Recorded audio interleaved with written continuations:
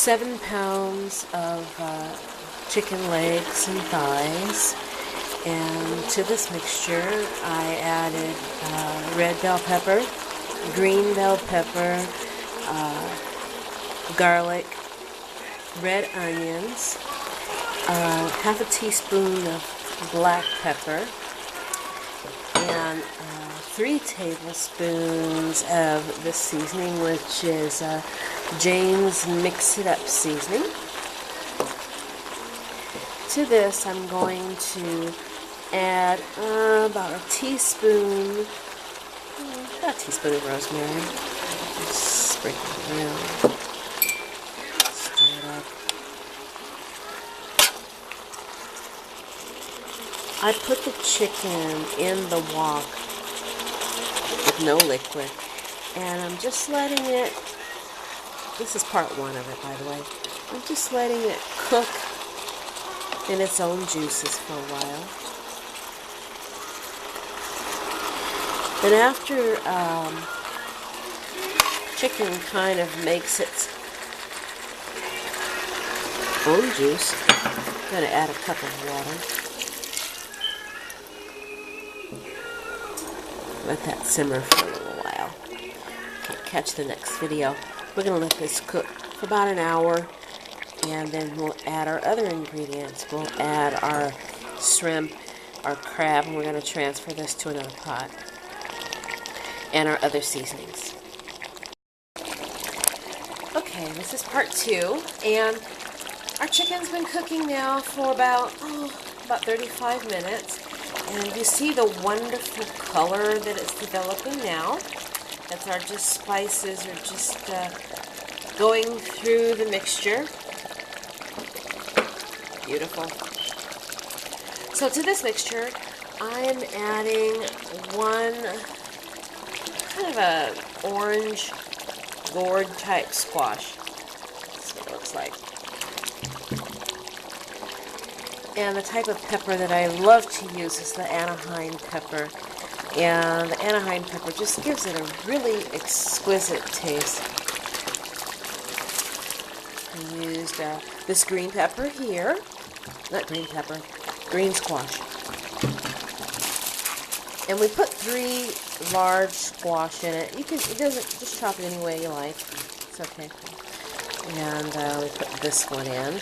Just cut off the little brown edges. I left the skin on. The skin contains all the vitamins and the nutrients. Just let it cook down to your mixture. I'm going to add another cup of water.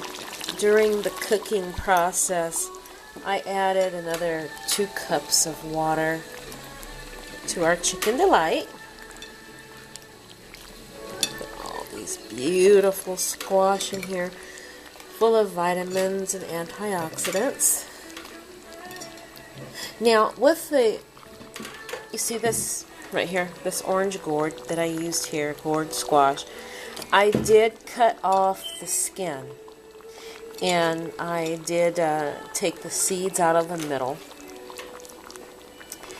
and cut that up. Now, if you like a little kick to your delight, you could take one of these great habanero peppers and chop it finely and add it. And you can also, this just feeds 25 people, so it kind of spreads its way out.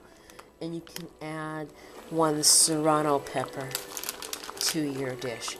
And this is part 2.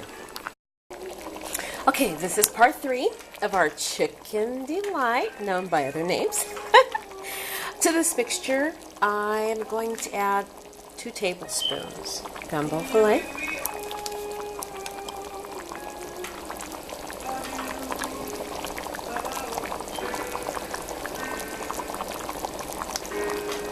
that's about right.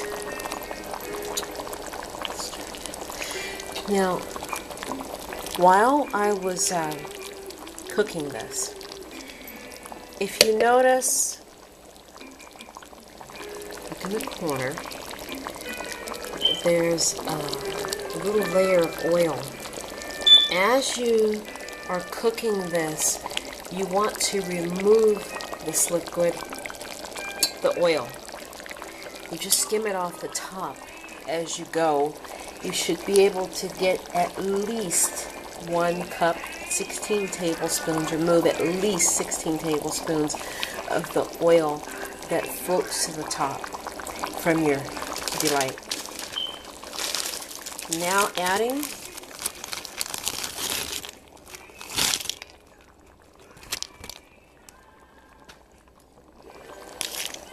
about a pound of beautiful shrimp. Now, in a completely separate pot, what I'm going to do is I'm going to get a pot with water, and I'm going to put in 1 tablespoon of crab oil, and I'm going to add our beautiful frozen snow crab, and I'm going to garnish this dish. Each plate will have 1 snow crab leg on it, 1 to 2, and we're going to let this boil down for about another 10 minutes and cook in. And I also added 1 tablespoon of butter. Just gives it that great flavor. I'm going to remove. See this liquid here? What you want to do, you want to remove this. It's not good for you. It's going to get in your arteries and clog them up. The chicken is good for you and wonderful, but the oil is not. But there's, there's just something about the legs and the thighs when you're cooking them. They give you that home feel, comfort food feel. That's just great when you're cooking this dinner. And it's a cut of chicken that is not as expensive as chicken breast, and it just makes it a little bit heartier, and it works out perfect for our chicken delight. So we're going to cook this out some more, and then we'll come back later. Part 3.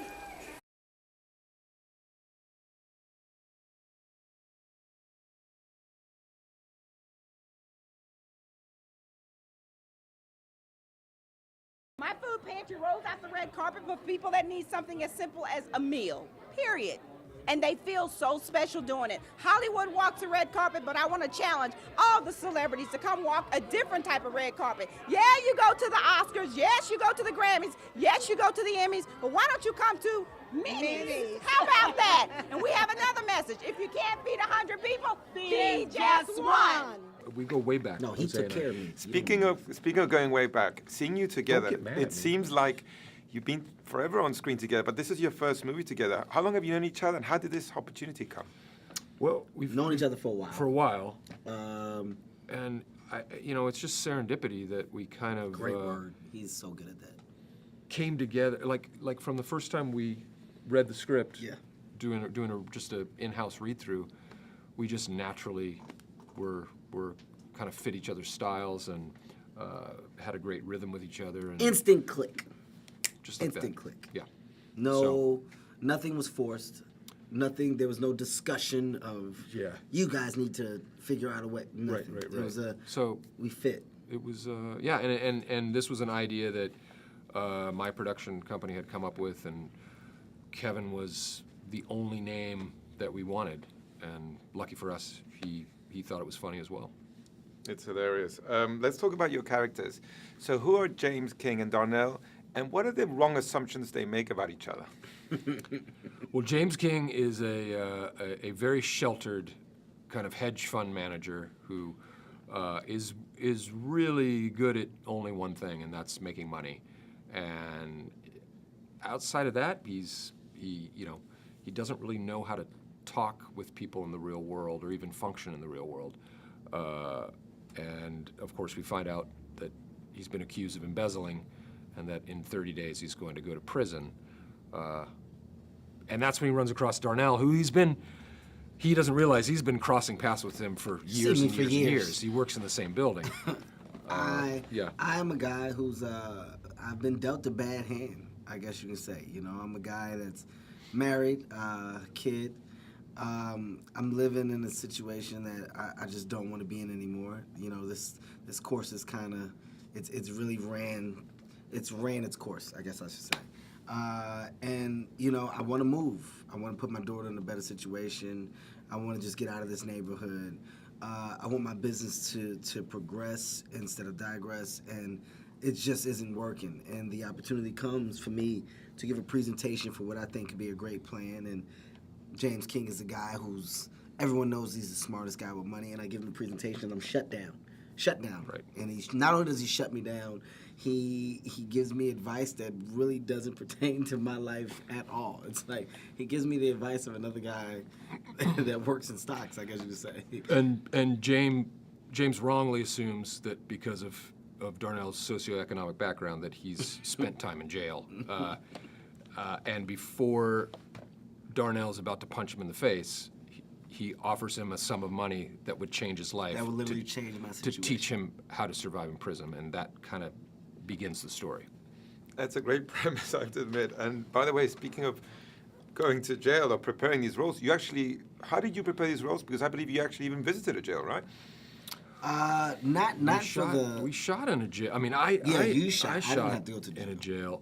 I actually, you know, I do have a friend who spent time in minimum security prison, 8 months for some tax evasion, and I did kind of talk to him about his experience, just to see, you know, what that whole thing felt like. So there's a little bit of preparation there. Following up on that, as outrageous as the situations that happen and everything that goes on, the truth is that this comedy is grounded in reality, which makes it even funnier. Yeah, it really is. I think that's what's amazing about it. You know, you got to credit that to the writers, as well as the director and all the producers at hand, you know, and making sure that we not only had a good comedy, but giving Will and myself a vehicle that we could have levels with. You know, and it's great to be funny. It's easy to be funny. But to make it believable and to ground it, that's the task that you really want to accomplish. Because if you can do both, then you really have a movie. You really have something that's going to keep people's attention. And at the end of it, they're going to walk away and go, wow, not only was it funny, but there was some stuff in there. There was some underlying little messages in there, and I get it. And I think we have that in this film.